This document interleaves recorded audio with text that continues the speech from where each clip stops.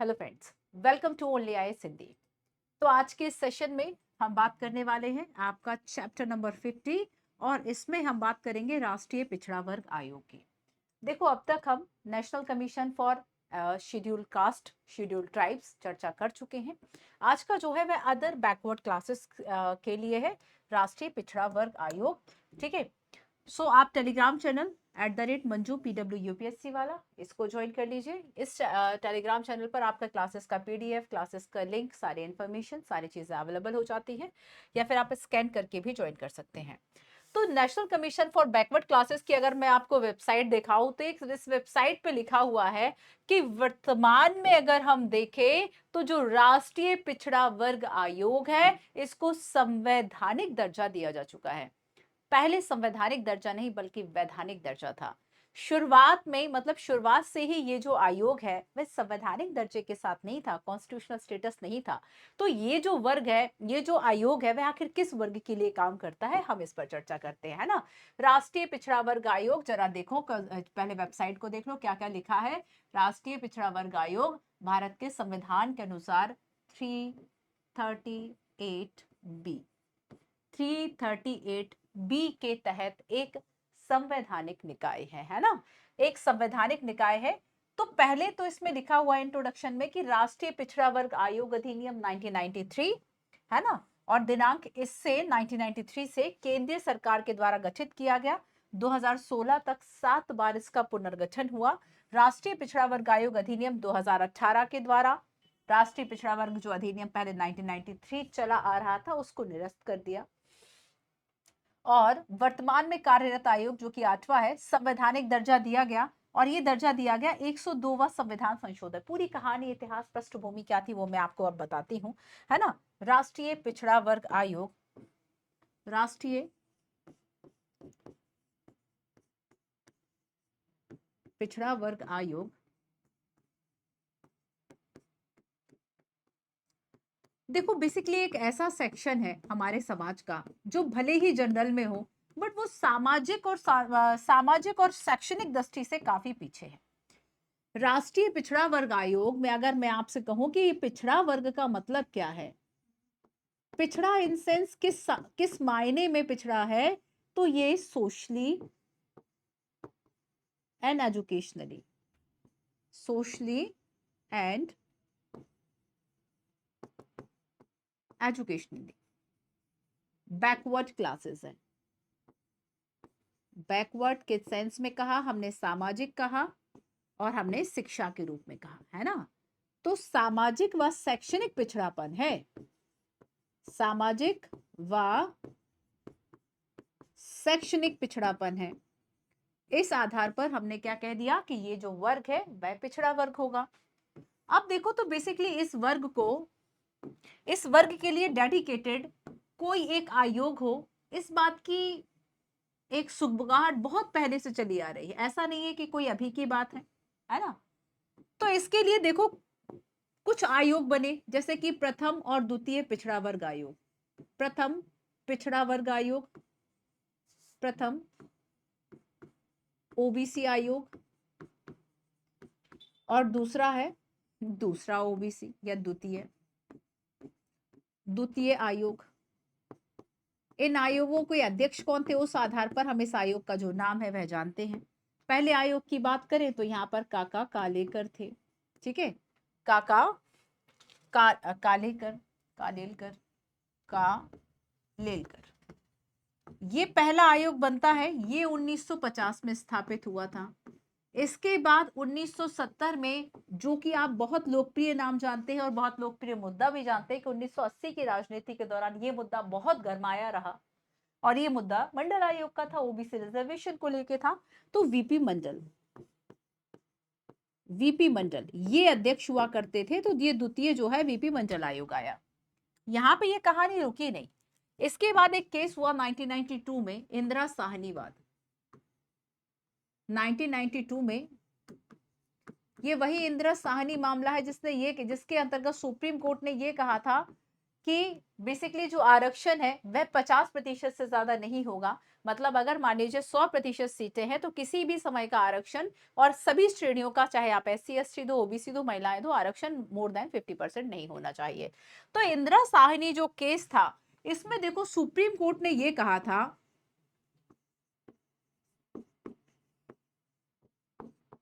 इसमें supreme court ने ये कहा कि बेसिकली जो ओबीसीज है ना, ये जो पिछड़ा वर्ग आयोग है,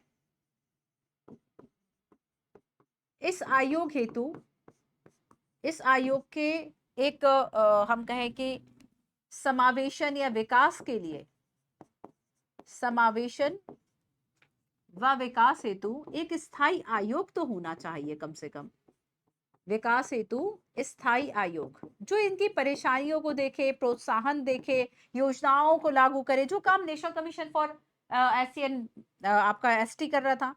तो एक स्थायी आयोग होना चाहिए। स्थायी आयोग की आवश्यकता पर चर्चा की गई, स्थायी आयोग की, और ये बात हो रही है 1992 में, है ना, थोड़ा सा सन आपको याद रखना है।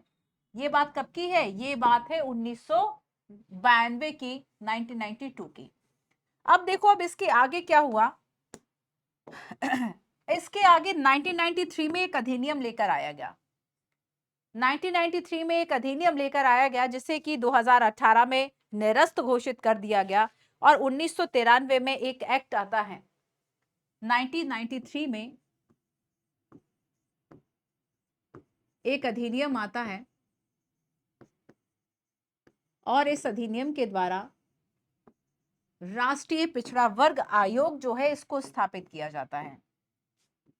राष्ट्रीय, सुप्रीम कोर्ट के आदेश पर राष्ट्रीय पिछड़ा वर्ग आयोग, इसकी स्थापना की जाती है। ठीक है, तो बेसिकली चूंकि एक एक्ट के द्वारा की गई थी, ध्यान दीजिएगा इस बात को, है ना, 1993 के एक एक्ट के द्वारा उसको स्टैब्लिश किया गया था। तो जब एक्ट स्टैब्लिश करे तो हम उस निकाय को क्या कहते हैं? हम उसको स्टैट्यूटरी कहते हैं। कि बेसिकली ये जो निकाय है वह इस वक्त कैसी संस्था थी? वह वैधानिक संस्था थी। लेकिन समय के साथ जब जरूरत पड़ी कि नहीं, वैधानिक संस्था से ज्यादा इसका दर्जा होना चाहिए, तब हुआ 102वां संविधान संशोधन। 102वां संविधान संशोधन, कॉन्स्टिट्यूशन अमेंडमेंट एक्ट, ये होता है आपका 2018 में।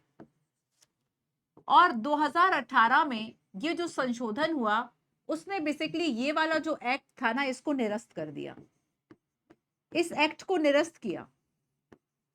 और क्या किया? दूसरा जो काम किया कि इसने जो राष्ट्रीय पिछड़ा वर्ग आयोग है, संविधान में जगह दे दी। राष्ट्रीय पिछड़ा वर्ग आयोग को संवैधानिक निकाय बना दिया और संविधान में इसको जगह दे दी। संवैधानिक निकाय। तो 102वां संविधान संशोधन किससे संबंधित है? राष्ट्रीय पिछड़ा वर्ग आयोग की संवैधानिकता से लेकर, और आर्टिकल जोड़ा इसमें, आर्टिकल 338B।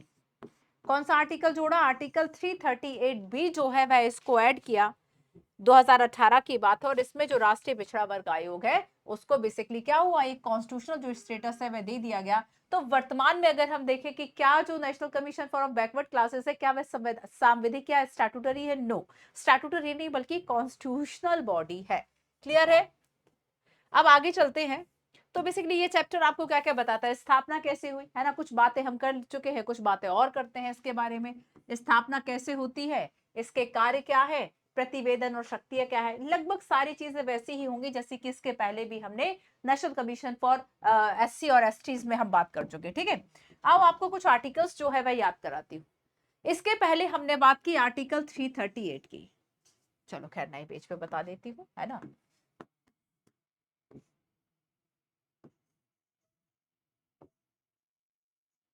आर्टिकल एक हमने देखा 338, दूसरा हमने देखा आर्टिकल 338A, और आज हम बात कर रहे हैं आर्टिकल 338B की। सो 338 जो है वह किसके बारे में प्रावधान कर रहा था? नेशनल कमीशन फॉर एससीज। किसके लिए राष्ट्रीय आयोग का प्रावधान था? कि जो अनुसूचित जातियां थी, अनुसूचित जातियां, और अनुसूचित जातियों के साथ साथ ये किसके लिए प्रावधान करता है? एंग्लो इंडियंस के लिए भी जो प्रावधान है वह बेसिकली करेगा, है ना। तो नेशनल कमीशन फॉर जो शेड्यूल कास्ट है वह अस्तित्व में, मतलब आर्टिकल 338 इसकी बात करेगा। 338 ए बात करेगा national commission for STs, scheduled tribes, मतलब अनुसूचित जनजातियां। ये किसके बारे में प्रावधान कर रहा है? ये अनुसूचित जनजातियों की बात करता है, ट्राइब्स की बात कर रहा है।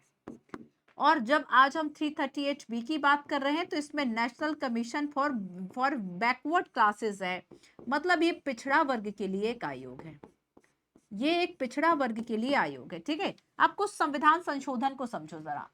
जैसे कि शुरुआत में तो हमने देखा कि मूल संविधान में तो एक अधिकारी होता था, वही अधिकारी सभी के लिए, जो कमजोर वर्ग के लिए उनके लिए प्रावधान कर देता था। समय के साथ आवश्यकता महसूस हुई कि एक अधिकारी नहीं बल्कि एक आयोग होना चाहिए, और समय के साथ आवश्यकता में महसूस हुई कि आयोग के अलावा जो आयोग है वह बहुसदस्यीय जो आयोग है वह होना चाहिए, ठीक है। तो अब कुछ संविधान संशोधन हुए और ये जो आर्टिकल्स है वह अस्तित्व में आने लगे। जैसे कि हम पहले 65वां संविधान संशोधन की जब हम बात करते हैं, 65वां संविधान संशोधन, 65वां संविधान संशोधन के द्वारा जो एक आयोग अस्तित्व में आया था 1990 में, तो ये आयोग जो था ये एससी और एसटी दोनों के लिए था।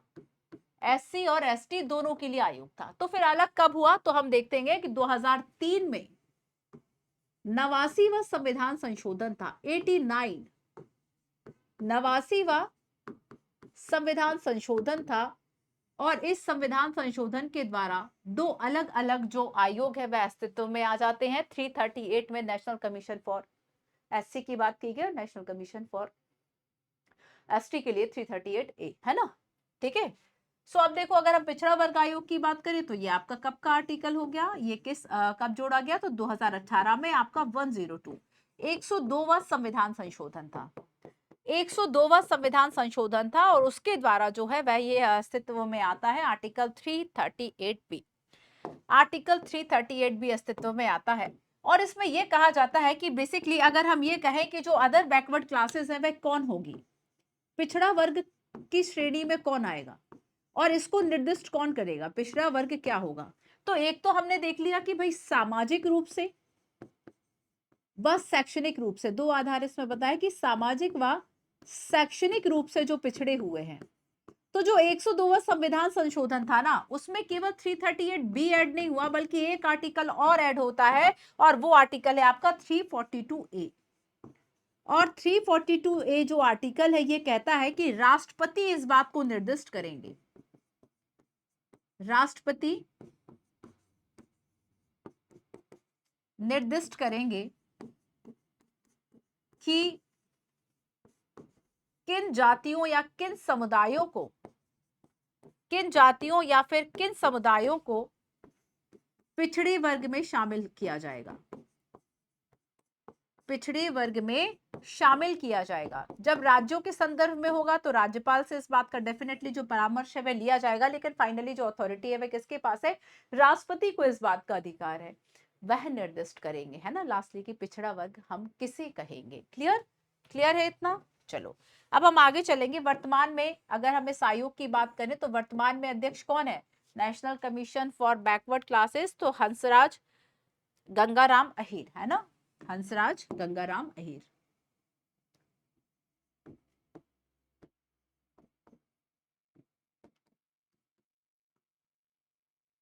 हंसराज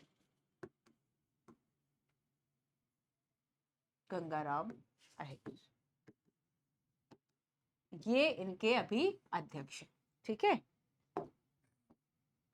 चलो तो हमने देखा पिछड़ा वर्ग किस सेंस में पिछड़ा वर्ग कहा, ठीक है, हमने देखा किस सेंस में हमने इसको पिछड़ा वर्ग कहा और दो आयोग बने हुए थे। उसके बाद इंदिरा साहनी का वादा, इंदिरा साहनी मामला आता है उसके बाद इंदिरा साहनी मामला आता है। देन नेक्स्ट हमने जाना कि 3 आर्टिकल्स की हमने बात की कि आपको 89वां संविधान संशोधन और 102वां संविधान संशोधन जो है वह याद रख लेना है।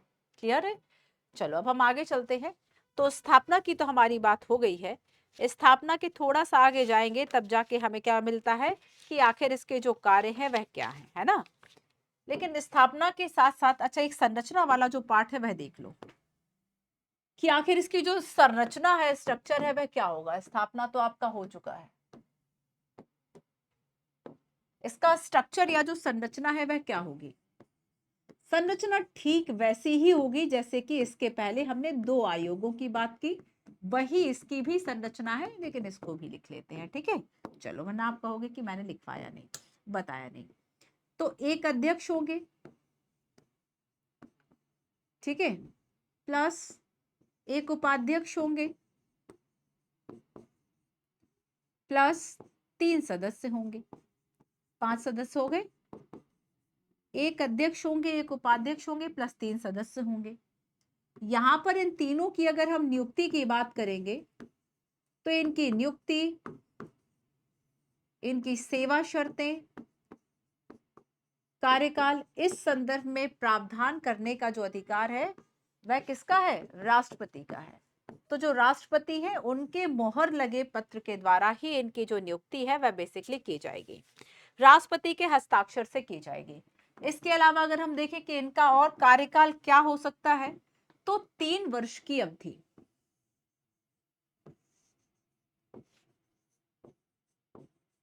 तीन वर्ष की अवधि, ठीक है, ये इनका कार्यकाल है। क्या ये पुनर्नियुक्त हो सकते हैं? हो तो सकते हैं, बट केवल 2 बार। वही बात जो इसके पहले हमने देखा national commission for SC and ST के लिए कि जो सदस्य और अध्यक्ष की अगर हम बात करें, केवल 2 कार्यकाल तक ही पद पर रह सकते हैं, केवल 2 बार ही नियुक्त हो सकते हैं, 2 बार से ज्यादा नियुक्त नहीं हो सकते, केवल 2 बार ही नियुक्त हो सकते हैं, 2 बार से ज्यादा नियुक्त नहीं हो सकते। आ गया समझ में? केवल 2 बार ही इनकी जो नियुक्ति है बेसिकली वह की जाएगी, या फिर हम ये कह सकते हैं कि इनकी अवधि तो 3 साल की, बट कार्यकाल केवल 2 बार ही होगा, 2 बार से अधिक नहीं होगा, 2 बार से अधिक नहीं। पुनर्नियुक्ति होगी भी तो एक बार और आ जाओ, बस बात खत्म। ठीक है, चलो आगे हम कार्यों की बात करें तो कार्य क्या करेगा? सोचो, राष्ट्रीय पिछड़ा वर्ग आयोग बना हुआ है तो डेफिनेटली वह उसी वर्ग के लिए देखेगा कि संविधान में क्या उपबंध है, समाज में क्या उपबंध है, और उन्हीं सभी बाकी चीजों को कैरी ऑन करेगा, कंटिन्यू करेगा। राज्य क्या कर रहा है, केंद्र क्या कर रहा है, किन प्रावधानों, किन योजनाओं को लागू कर रहा है, नहीं कर रहा है, उनको बेसिकली देखने का जो काम है वह करेगा, है ना। किन योजनाओं को ठीक से लागू कर रहा है, अगर कोई शिकायतें मिल रही हैं इस वर्ग की तो उन शिकायतों को सुलझाने का अधिकार, और जब इन शिकायतों को सुनेगा तब उसको सिविल कोर्ट की शक्तियां प्राप्त होंगी। सिविल कोर्ट की शक्तियां प्राप्त होंगी तो उसके अंतर्गत क्या वह गवाह बुला सकता है, क्या वह साक्ष्य देख सकता है, क्या न्यायालय से कोई पत्र मंगा सकता है, डेफिनेटली वह इस काम को कर सकता है। ठीक है, तो ये सारी बातें जो है वे इसमें शामिल होंगी। चलो, तो इसके पहले एक क्वेश्चन देखो जरा। एक एनसीबीसी की अगर हम बात करेंगे, ये एक वैधानिक निकाय है जो केंद्रीय ओबीसी सूची में जातियों को शामिल करने के अनुरोध की जांच करेगा। मंत्रिमंडल परिवर्तन को मंजूरी देता है और कानून लाता है। राष्ट्रपति परिवर्तन को अधिसूचित करता है, राष्ट्रपति अधिसूचित करेंगे। संविधान का अनुच्छेद 15(4) के तहत राज्य के पास किसी भी सामाजिक और शैक्षणिक रूप से पिछड़े वर्ग यानी ओबीसी की उन्नति के लिए विशेष प्रावधान करने की शक्ति है। जब हम विशेष प्रावधान की बात करेंगे, चाहे महिलाओं को हो या पिछड़े वर्गों के लिए हो, हम ज्यादातर इसे एक आरक्षण के रूप में देखते हैं, हम ज्यादातर इसे रिजर्वेशन के रूप में देखते हैं कि हमने नौकरियों में और शिक्षा में आरक्षण दे दिया, और ये जो आरक्षण है ये सकारात्मक कार्रवाई का हिस्सा है, ये सकारात्मक कार्रवाई का हिस्सा है। और साथ में ये जो सकारात्मक कार्रवाई है ये हमारे संविधान में समानता का ही विस्तार इसको देखा जाता है, ना कि आरक्षण को समानता के खिलाफ। समानता के एक विस्तार के रूप में ही, समानता के विस्तार के रूप में देखा जाता है। क्योंकि क्या होता है कि कोई वर्ग, मान लीजिए यहां से जो आपकी रेस है वह स्टार्ट होनी है, ठीक है, ये आपका पूरा ये पॉइंट हो गया। यहाँ पे कोई रेस, कोई कंपटीशन चल रहा है, 100 मीटर की दौड़ चल रही है, चलो 100 मीटर की स्प्रिंट चल रही है। अब इस स्प्रिंट में क्या है कि कुछ लोग जो है, ठीक है, ये वाला एरिया है जहां से दौड़ जो है वह स्टार्ट होनी है, ये आपका स्टार्टिंग पॉइंट है। बट कुछ लोग ऐसे हैं कि समाज ने उन्हें अपॉर्चुनिटी नहीं दी, 100 साल पीछे हो गए, और शिक्षा उन्हें हासिल नहीं करने दी, 200 साल पीछे हो गए। तो उनके लिए बेसिकली वो कहां पर खड़े हैं, पीछे खड़े हुए हैं। और अगर अब दौड़ शुरू होती है, ये लोग तो पहले दौड़ जाएंगे, पहले जीत जाएंगे। इनके लिए जो सफर है वो बड़ा लंबा है। तो सरकार ने क्या किया कि आरक्षण का कुछ प्रावधान कर दिया, ताकि इस बीच की जो मुख्य दूरी है हम उसको कम कर सकें। अगर हमारे समाज में इस तरह की चीजों को बढ़ावा दिया जा रहा है, या फिर अगर हमारे सोसाइटी में जाति प्रथा या फिर बाकी चीजें हैं उनको बढ़ावा देकर एक वर्ग या किसी को पीछे किया जा रहा है, क्या तुम चलो फीमेल हो, तुम्हें ये अपॉर्चुनिटीज का अधिकार नहीं है, इस वर्ग में या फिर इस हम कहें कि किसी भी एक कोई अवसर से वंचित कर दिया जा रहा। तो कई समय, जैसे कि आप वेद पुराणों से बात करेंगे तो महिलाओं और शूद्र जो है उनको वेद पढ़ने की अनुमति नहीं थी, शिक्षा हो या जागरूकता हो, कई समय तक उनको पीछे किया, अत्याचार हुआ। तो इस तरह की चीजों को हम कम करने के लिए, चूंकि भारत का एक कास्ट बेस्ड नेचर रहा है, हमारी सोसाइटी का पूरा एक हिस्ट्री रहा है, हम इसको कम करने के लिए आरक्षण जैसे प्रावधानों की बात करते हैं, जिसमें हमने क्या किया कि ये जो पीछे थे हमने इसे कुछ पॉइंट से, कुछ नंबर से आगे कर दिया। ठीक है, तो रिजर्वेशन को एज अफर्मेटिव एक्शन जो है वह देखा जाता है। तो ये पहले वैधानिक निकाय था, ठीक है, अभी वर्तमान में संवैधानिक है, राष्ट्रपति परिवर्तन करेंगे और उन्नति के लिए विशेष प्रावधान का कार्य जो है वह करेगा। सो ऑप्शन नंबर डी इसका सही आंसर होगा। तो कार्यों की अगर हम बात करें तो सबसे पहली बात तो ये है कि इसका मुख्य कार्य होगा कि ये संवैधानिक व वैधानिक सुरक्षा की बात करेगा, है ना। 3-4 काम जो है वह हम एक साथ देख लेते हैं कि ये क्या क्या कर रहा है। सबसे पहली बात तो है कि संवैधानिक व वैधानिक, संवैधानिक व वैधानिक सुरक्षा के उपबंधों की बात करेगा, है ना, सुरक्षा के उपबंधों को देखेगा। इसके अलावा ये इनका मूल्यांकन करेगा। संविधान में मान लीजिए बराबरी की बात की गई है, आर्टिकल 15 क्लॉज 4 की बात की गई, तो क्या इसको लागू किया जा रहा है या नहीं किया जा रहा है, इस बात की जांच कौन करेगा। तो इसी बात की जांच करने के लिए आपका national commission for backward classes है। तो पहली बात है कि संविधान और विधान के हिसाब से चीजें चलेंगी, कार्य व मूल्यांकन का काम ये जो है वह करेगा, है ना। इस वर्ग के जो लोग हैं, पिछड़े वर्ग की शिकायतों की जांच करना, पिछड़े वर्ग की शिकायतों की जांच करना, ये इसका एक मुख्य कार्य होगा, है ना। शिकायतों की जांच करना, वंचनाओं की जांच करना, सामाजिक आर्थिक विकास में इनकी क्या भागीदारी है इस बात को जांचना और उन्हें अवसर देना। सामाजिक आर्थिक विकास में, सामाजिक आर्थिक विकास में जो इनकी भागीदारी है, भागीदारी का मूल्यांकन करना, इनके लिए जो अवसर है वह प्रदान करना, है ना, ये काम होगा। इसके अलावा है कि सुरक्षा उपाय और कल्याण के उपायों को देखना, कि अगर कोई इनके साथ गलत व्यवहार हो रहा है, अत्याचार हो रहा है, तो उसमें सुरक्षा के क्या उपाय किए जा सकते हैं, सुरक्षा के उपाय देखना। इनके कल्याण के लिए जो योजनाएं चलाई जा रही हैं, कल्याण के जो उपाय हैं बेसिकली उसको देखना, सरकार को सिफारिश करना, है ना। तो जो भी इस तरह के उपाय है बेसिकली उन पर अपनी सिफारिशें देता है, ये उन पर अपनी सिफारिशें प्रदान करता है, और ये जो सिफारिशें हैं वो बाध्यकारी नहीं है, ये बात भी आपको याद रखना है। क्या ये सिफारिशें बाध्यकारी हैं, तो ये सिफारिशें बाध्यकारी नहीं। क्लियर हुआ। चलो आगे हम देखेंगे कि ये बेसिकली करेगा क्या। ये जो अपना प्रतिवेदन है वह किसको सौंप रहा है, जैसे कि इसके पहले भी हमने बात की कि नेशनल कमीशन फॉर एससी और एसटी वह अपना प्रतिवेदन किसको सौंप रहा था।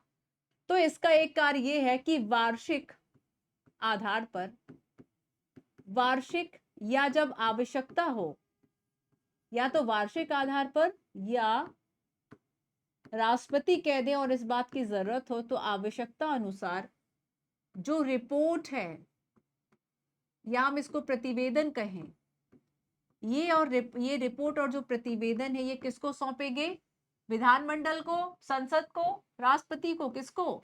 ये राष्ट्रपति को सौंपेंगे और राष्ट्रपति आगे इन्हें पार्लियामेंट में रखेंगे। और अगर राज्यों के संदर्भ में सिफारिश है तो राज्यपाल को सौंपा जाएगा। ये राष्ट्रपति जो है वह कहाँ रखेंगे?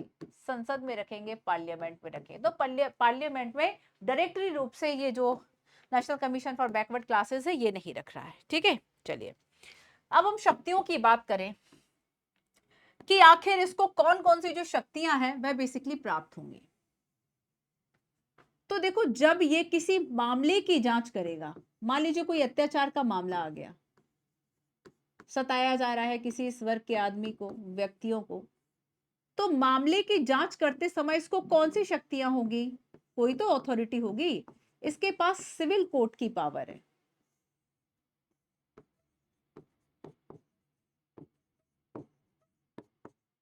सिविल कोर्ट की शक्तियां होंगी।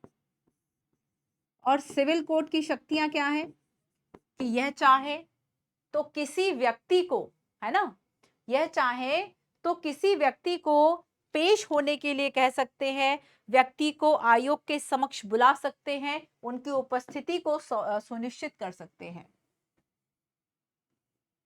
किसी व्यक्ति को मामले की जांच के लिए, किसी व्यक्ति को आयोग के समक्ष, आयोग के समक्ष पेश होने के लिए कह सकते हैं, है ना, पेश होने के लिए कह सकते हैं। इसके अलावा अगर हम किसी डॉक्यूमेंटेशन की बात करें, क्या किसी तरह का कोई जो डॉक्यूमेंट है, दस्तावेज है, वह इन्हें प्रस्तुत करने का या मंगवाने का अधिकार होता है। तो चाहे दस्तावेज हो, चाहे किसी का शपथ पत्र हो, चाहे किसी तरह के लीगल डॉक्यूमेंट्स हो, इस तरह के दस्तावेज और शपथ पत्र पर भी इनका अधिकार होता है।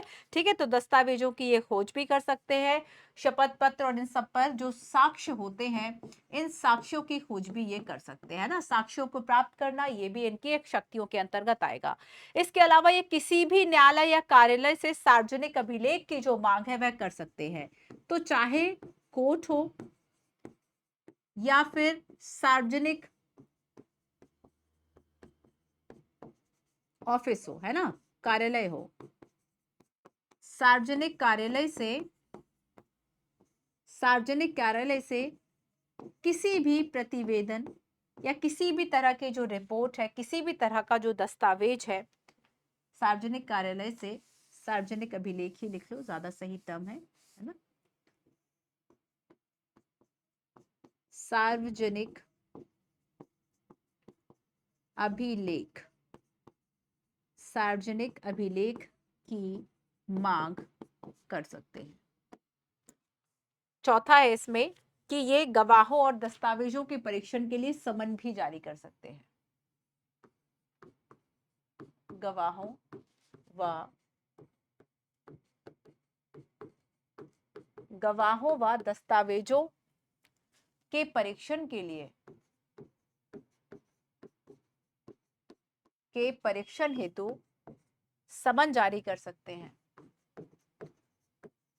इसके अलावा एक और हमने सब में क्या कॉमन देखा था कि राष्ट्रपति अगर कोई काम देते हैं तो वो आपको करना होगा, है ना। राष्ट्रपति द्वारा निर्दिष्ट काम, राष्ट्रपति द्वारा निर्दिष्ट काम और उसके लिए दी गई शक्तियां, ये भी आयोग करने के लिए जिम्मेदार है ना। ये भी आयोग करने के लिए क्या है? जिम्मेदार है। तो बेसिकली ये प्रतिवेदन हो गए और ये शक्तियां हो गए। ठीक है, तो एक बार फिर से रिवीजन करते हैं। सो पिछड़ा वर्ग आयोग की अगर हम बात करें तो ये आखिर कहाँ से आता है, शुरुआत कहाँ से हो रही है, किस आर्टिकल से? सो 338 खा या 338 बी, है ना। नियुक्ति कौन करेगा अध्यक्ष के और सदस्यों की? तो एक अध्यक्ष, एक उपाध्यक्ष, 5 सदस्यीय आयोग है और नियुक्ति राष्ट्रपति कर रहे हैं। कार्यकाल 3 वर्ष का होगा, अधिकतम 2 कार्यकाल ही हो सकते हैं। ये वार्षिक या आवश्यकता अनुसार जो रिपोर्ट है वह राष्ट्रपति को देंगे और राष्ट्रपति फिर इन्हें संसद के समक्ष रखवाएंगे। कार्य की हम बात करें तो जो सामाजिक और आर्थिक पिछड़े वर्ग है इसकी पहचान करने का काम करेंगे, उन्हें शिक्षा, आवास, रोजगार में आरक्षण के लिए जो काम है वह करेंगे, सामाजिक आर्थिक विकास और जो कल्याणकारी योजनाएं हैं उनके लिए काम करेंगे। अतिरिक्त शक्तियों की हमने बात की कि सिविल न्यायालय की शक्ति और प्रक्रिया को विनियमित करने की जो शक्ति है ये अभी बेसिकली इसके पास है। @मंजू PW यूपीएससी वाला टेलीग्राम चैनल है, इस पे आपको ये जो नोट्स है वे मिल जाएंगे, इसको ज्वाइन कर लेना आप, ठीक है। चलो एक बार फिर जल्दी से देख लेते हैं, छोटे छोटे से टॉपिक्स है। अच्छा, आप कमेंट करके बताइए क्या अब आप चाहते हैं कि डेली आपको जो एक क्लास है वह मिले, क्योंकि अब आपके छोटे छोटे से सेक्शंस रह गए। जैसे कि नेक्स्ट देखो 50 चैप्टर्स आपके हो गए है ना। 51 चैप्टर है आपका भाषाई अल्पसंख्यक वर्ग के लिए विशेष अधिकारी। 52 है आपका कैट के लिए controller auditor general of India, ठीक है। 50 ये थोड़ा सा बड़ा है। 53 है आपका भारत के महान्यायवादी के बारे में, अटॉर्नी जनरल। फिर है आपका राज्य का महाधिवक्ता। इस तरीके से आपके जो ये चैप्टर्स हैं वह आगे बढ़ रहे हैं, ठीक है। संवैधानिक विधि क्या है, फिर उसके बाद नीति आयोग है। कुछ चैप्टर जैसे नीति आयोग का चैप्टर तो आपका फिर बड़ा है। गैर संवैधानिक संस्थाएं आपकी शुरू हो जाएंगी नीति आयोग से, है ना, 56 से लेके 71 तक। जैसे कि परिसीमन आयोग की भी हम बात करेंगे, वो भी इसमें दिया हुआ है ना। चलिए, तो ये सारी चीजें हैं। कोशिश करेंगे कि हम आपको एटलीस्ट जो 5 क्लासेस हैं पूरे वीक में, अब हम थोड़ा सा और बढ़ाते हैं नंबर ऑफ क्लासेस, है ना। तो अभी तक आपको 4 क्लासेस मिल रही थी, अब हम ऐसा करेंगे कि 5 क्लासेस देखेंगे। तो ट्यूसडे से लेकर सैटरडे तक आपको क्लासेस मिलती रहेंगी। कंटिन्यूटी के साथ आपको डेली जो लेक्चर है वह देखना है, नोट्स बनाने हैं और एक रीडिंग जो है वह कर लेनी है। फिर भी लग रहा है कि नोट्स नहीं, नोट्स तो देखो बना ही लो। शॉर्ट नोट्स बनाओ, ज्यादा मत बनाओ, शॉर्ट नोट्स बना लो। ये शॉर्ट नोट्स मेंस के लिए, प्रीलिम्स के लिए बहुत इंपॉर्टेंट है। साल भर जितनी कोशिश, जितनी मेहनत करोगे वही आपको रिजल्ट मिलेगा। अगर आप नहीं पढ़ रहे हैं ठीक से तो अपने फेल होने की तैयारी कर रहे हैं, ठीक से पढ़ रहे हैं तो पास होने की तैयारी कर रहे हैं। तो क्या क्या जरूरी क्या है, प्रिपरेशन जितनी अच्छी होगी, आपकी तैयारी जितनी अच्छी होगी, उतनी ही आपकी जीत सुनिश्चित होगी, है ना। तो बहुत जरूरी है कि आपकी जो प्रिपरेशन है वो ठीक दिशा में बनी रहे। आपकी जितनी मेहनत चाहिए उतनी मेहनत आप क्वांटिटी के साथ करते जाएं। अब तक जो इंपॉर्टेंट सारे टॉपिक्स पढ़ चुके हैं, जैसे कि फंडामेंटल राइट है, 2-3 दिन में रख लो, रिवीजन कर लो, उससे जुड़े हुए जो क्वेश्चन है वो सॉल्व कर लो, मेंस के जो क्वेश्चन आए हैं वह लिखो। तो जितना एफर्ट डालोगे, जितना एफर्ट्स डालोगे उतना ही तो आप सीखोगे ना।